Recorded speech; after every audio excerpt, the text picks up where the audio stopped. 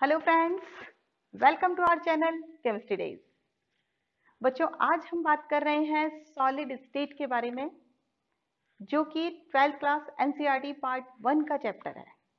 देखिए, वैसे तो ये चैप्टर बहुत ही सिंपल और बेसिक चैप्टर है, लेकिन कुछ बच्चों को ये टिपिकल लग जाता है। इनके स्ट्रक्चर्स को देख के कुछ बच्चे बहुत बहुत ज़्यादा घबरा जाते हैं कि कैसे करेंगे, क्या है।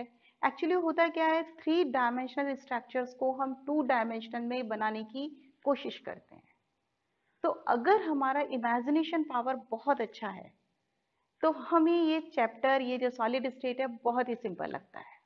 और है भी ये बहुत सिंपल। अगर आप ध्यान से इसको पढ़ेंगे, समझ के पढ़ेंगे, तो ये सिंपल सा चैप्टर है और बेसिक भी है। काफी कुछ चीजें तो हम इसकी पढ़ चुके हैं। तो बच्चों, मैं डॉक्टर संगीता गुप्ता, बने रहिए मेरे साथ।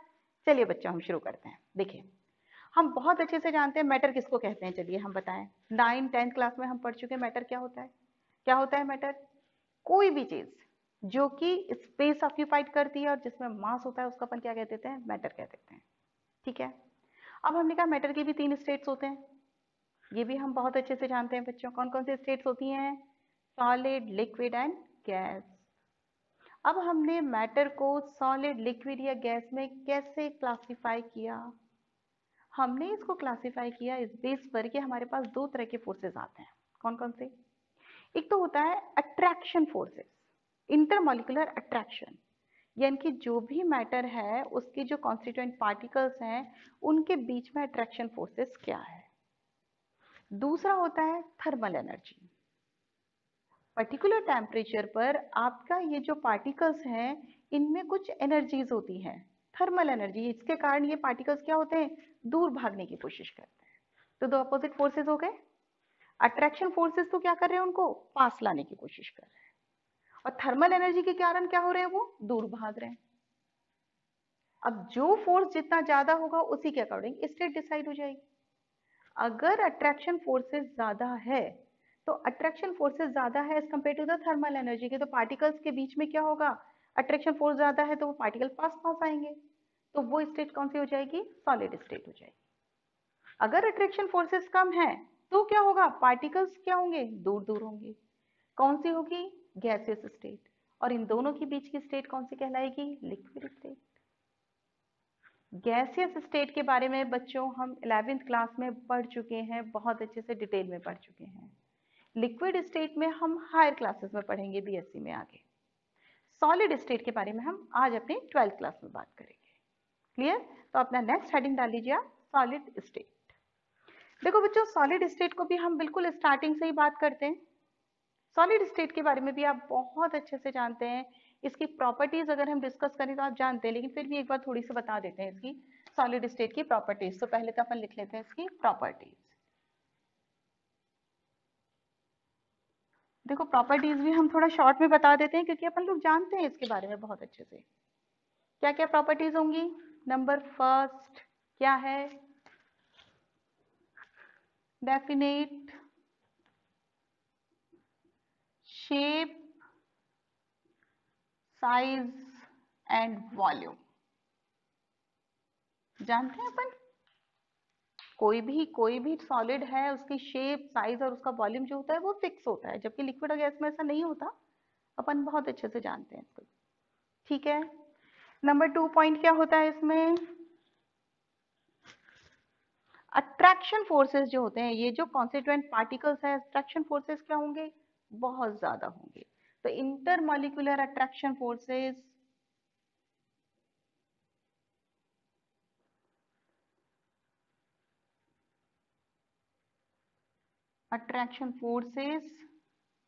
स्ट्रांग होते हैं। ठीक है। और क्या होगा? इनके बीच में जो गैप्स होते हैं, इंटरमॉलिक्यूलर स्पेसेस जो होते हैं, वो बहुत कम होंगे। अट्रैक्शन फोर्सेस ज्यादा होंगे, पार्टिकल पास पास होंगे। जब पार्टिकल पास पास होंगे तो उनके बीच में जो दूरियां होंगी, स्पेस होगा, वो क्या होगा? बहुत कम होगा। तो इंटरमॉलिक्यूलर स्पेसेस ऐसे लिखते हैं हम, इंटरमॉलिक्यूलर स्पेसेस क्या होता है? बहुत कम होता है, लो या मिनिमम होता है। ठीक है। कंप्रेसिबिलिटी अच्छे से जानते हैं। कंप्रेसिबिलिटी किसको कहते हैं? दबाने के। ये भी एक सॉलिड है, इसको आप प्रेस नहीं कर सकते। तो हम ये कहते हैं जो कंप्रेसिबिलिटी होती है इनकी होती तो है लेकिन बहुत कम होती है। तो कंप्रेसिबिलिटी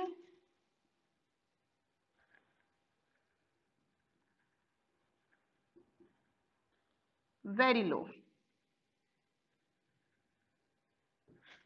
ठीक है। और क्या होगा, या हम कह सकते हैं इनकम्प्रेसिबल। और क्या होते हैं, ये रिजिड होते हैं। ये तो सब क्या है, छोटे छोटे आपके क्या है, ये प्रॉपर्टीज हैं सॉलिड की जो कि हम पढ़ चुके हैं, ऐसा कुछ नहीं है इनमें, लेकिन फिर भी हमें थोड़ा सा रिवाइज करना इनको बहुत जरूरी है क्योंकि हम सॉलिड के बारे में बात कर रहे हैं।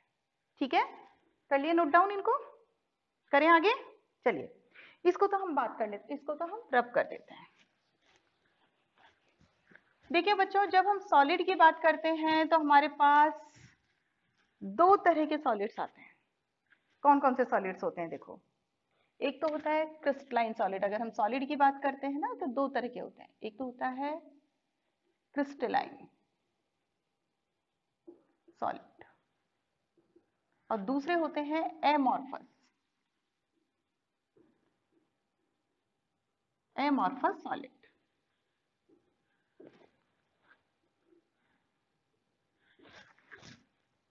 ठीक है, बीच में हम एक लाइन खींच देते हैं। तो इनमें डिफरेंसेस देखते हैं, यानी कि अगर हम सॉलिड की बात करते हैं तो सॉलिड बच्चों दो तरह के होते हैं। कौन कौन से, क्रिस्टलाइन सॉलिड और दूसरे एमॉर्फस सॉलिड। ठीक है, अब इनमें क्या क्या डिफरेंसेस हैं, देखिए। क्रिस्टलाइन सॉलिड की बात करें अगर, तो सबसे पहले हम ये बात करते हैं क्रिस्टलाइन सॉलिड में जो अरेंजमेंट होता है, कॉन्स्टिट्यूएंट पार्टिकल्स का जो अरेंजमेंट होता है वो बिल्कुल रेगुलर होता है। रेगुलर का मतलब जो भी हम पैटर्न फॉलो कर रहे हैं, जो भी पैटर्न है कि भाई आपके दो दो इसके एटम आएंगे, फिर तीसरा आएगा, फिर चौथा आएगा, इस तरह से जो भी पैटर्न है वो एक रेगुलर पैटर्न होगा। ठीक है, तो अरेंजमेंट, उस अरेंजमेंट को अपन क्या कहते हैं, रेगुलर अरेंजमेंट। तो क्रिस्टलाइन सॉलिड में क्या होगा, बिल्कुल रेगुलर अरेंजमेंट होगा, रेगुलर अरेंजमेंट। ठीक है, और जबकि इसमें क्या होगा, इरेगुलर। यानी कि अगर हमने कहा कि यहाँ पर क्रिस्टलाइन सॉलिड की अगर हम बात करें तो यहाँ पे अगर एक इस तरह से हम ये कहें, मान लीजिए कोई कैटायन ले लें या हम ये कहें एनायन ले लें या कुछ और ले लें, तो एक इस तरह से, एक ये ऐसे, फिर हम ये कहें यू,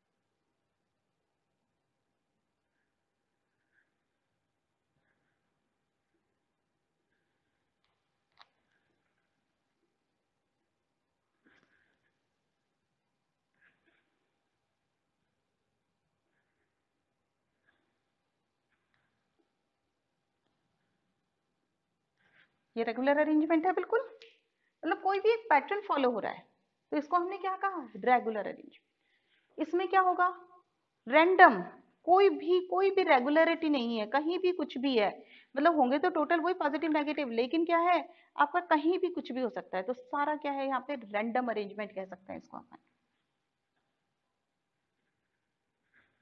और ये सबसे इंपॉर्टेंट प्रॉपर्टी है बच्चों इसकी, सॉलिड की। ये सॉलिड की सबसे इंपॉर्टेंट प्रॉपर्टी क्या होती है, रेगुलर अरेंजमेंट होता है क्रिस्टलाइन सॉलिड्स में। क्लियर ये बात, ठीक है। नेक्स्ट लिखिए नंबर 2, रेगुलर अरेंजमेंट तो है इसका, दूसरा हम बोलेंगे sharp melting point. Sharp melting point का मतलब, बिल्कुल आपका सॉलिड है, आपने इसको क्या किया, मेल्टिंग पॉइंट बिल्कुल एक पे क्या किया आपने, एकदम से एक पर्टिकुलर टेम्परेचर पर वो क्या हो जाएगा, लिक्विड में कन्वर्ट हो जाएगा। तो शार्प मेल्टिंग पॉइंट होता है इसका। जबकि यहाँ क्या होता है, एमॉर्फस सॉलिड्स क्या होते हैं आपके, इनमें एक रेंज होती है पर्टिकुलर, उस पर पहले वो मेल्ट होगा, मेल्ट होने के बाद फिर वो आपका क्या होगा, लिक्विड में कन्वर्ट होगा। तो उसकी एक रेंज होती है, पर्टिकुलर एक शार्प मेल्टिंग पॉइंट नहीं होता, शार्प टेम्परेचर नहीं होता, किसमें, एमॉर्फस सॉलिड। क्लियर। नंबर 3 लिखिए, ये भी बहुत इंपॉर्टेंट प्रॉपर्टी है इसकी, एनाइसोट्रॉपी।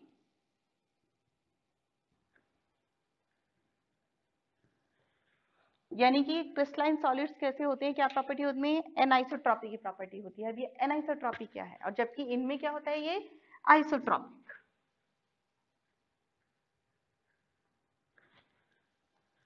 ये तो लिख लो कि शार्प मेल्टिंग पॉइंट है इसमें ओवर ए रेंज।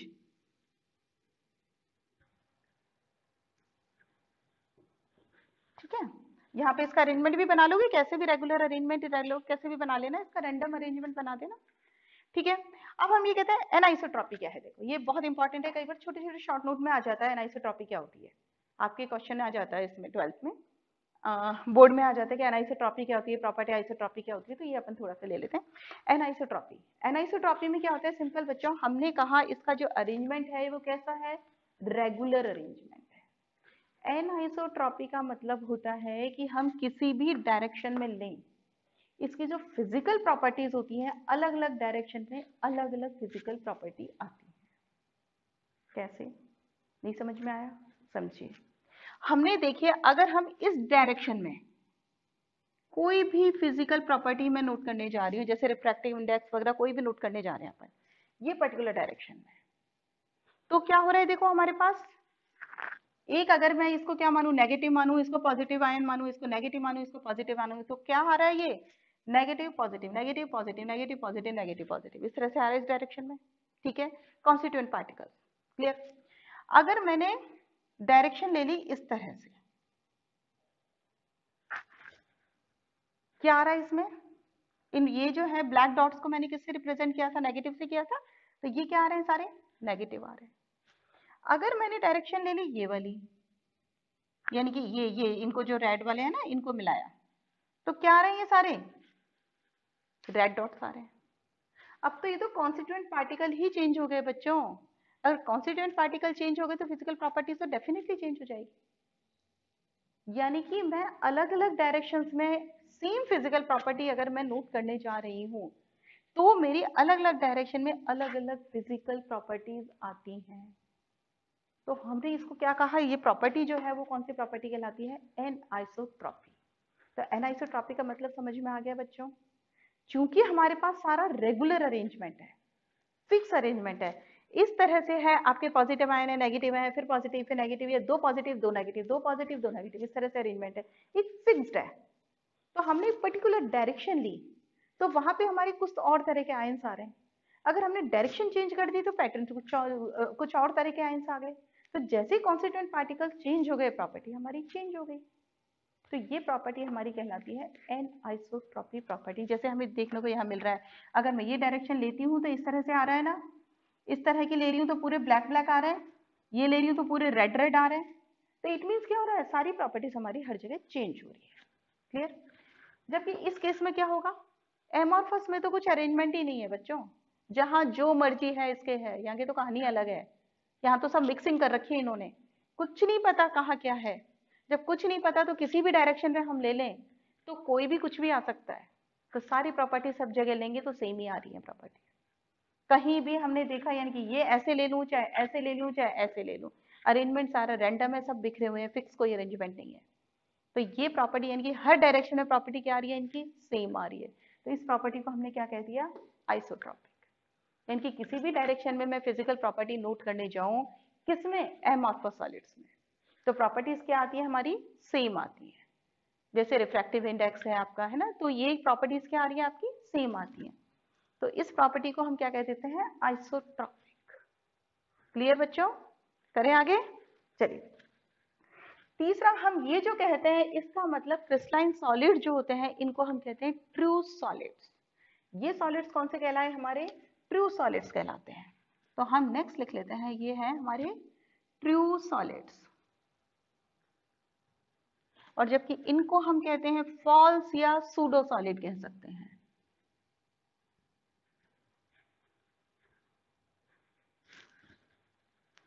यानी कि हमारे पास जितनी भी रेंज है अपने सॉलिड्स की, जो भी ट्रू सॉलिड का मतलब सच्चे सॉलिड, सच्चे सॉलिड का मतलब जिनको हम सॉलिड एक्चुअली कहते हैं, वो किस कैटेगरी में आते हैं, क्रिस्टलाइन सॉलिड की कैटेगरी में आते हैं। ठीक है, यानी कि ये वाले जो सॉलिड्स हैं वो सारे कौन से कहलाएंगे, क्रिस्टलाइन सॉलिड्स कहलाएंगे। जबकि अमॉर्फस सॉलिड्स क्या होंगे हमारे पास, कौन से हैं, ये सूडो सॉलिड यानी कि फॉल्स सॉलिड है। एक्चुअली ये सॉलिड होते ही नहीं है, सॉलिड की कैटेगरी में इनको नहीं लाते हैं।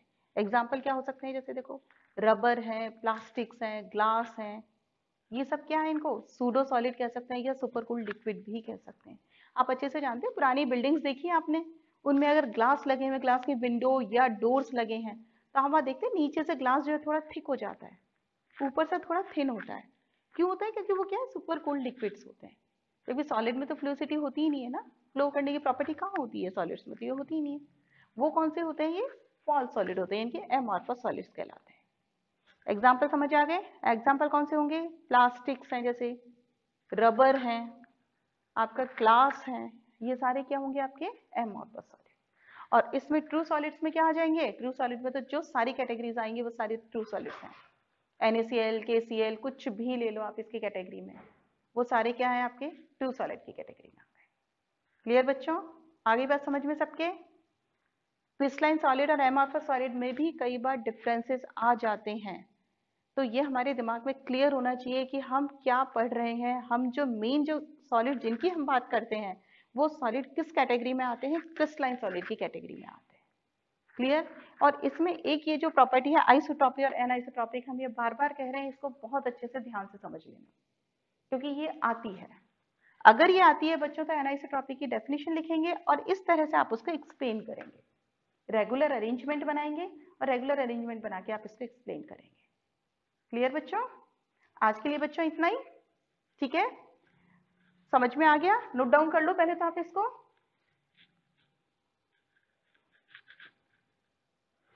नेक्स्ट बच्चा, नेक्स्ट लेक्चर में अपन क्या बताएंगे? थोड़ा सा ये जो क्रिस्टलाइन सॉलिड है इसका और अपन क्लासिफिकेशन कर देंगे, क्रिस्टलाइन सॉलिड अपने पास कितने टाइप के होते हैं, थोड़ा सा अपन और लैटिस वेटिस के बारे में थोड़ी बहुत बात कर लेंगे। उसके बाद मेन अपना चैप्टर स्टार्ट होगा। लेकिन ये जो स्टार्टिंग का पॉइंट है, आज स्टार्टिंग का जो ये चीजें हैं, ये भी बहुत इंपॉर्टेंट है। कई बार इनमें से भी छोटे छोटे क्वेश्चंस आ जाते हैं। हम लोग क्या करते हैं, इंट्रोडक्शन पे तो हम ध्यान नहीं देते, आगे वाले को बहुत अच्छे से कर लेते हैं, जबकि इनमें भी छोटे छोटे क्वेश्चंस बन जाते हैं, और ये तो वैसे भी हमारा बेसिक्स बनाते हैं। ठीक है बच्चों? चलिए, आई थिंक समझ में आ गया होगा आपको। एज यूजुअल है, अगर अच्छा लगता है तो लाइक कीजिए, शेयर कीजिए और चैनल को सब्सक्राइब कीजिए। Thank you.